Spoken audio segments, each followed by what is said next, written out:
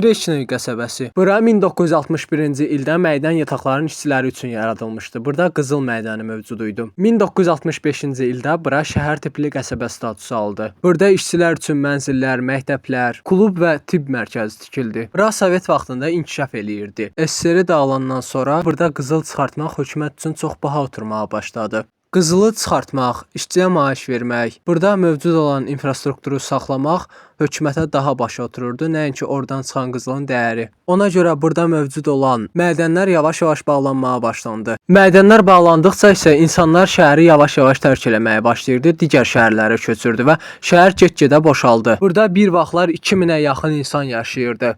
Hal-hazırda burada heç kim yaşamır. Şəhər xarabaya qalıbdı. İnsanlar yaşamır. Şəhər qorxu filmin dağılmış dünyanı, xarabalıqları xatırladır. Bəli, 2000-ə yaxın insan ola bilər, bir o qədər də çox deyildi, lakin kiçik bir qəsəbə üçün bu çox idi. Bu gün 2026-cı ildə qəsəbənin əhalisi 0 nəfərdir, yəni heç kim yaşamır.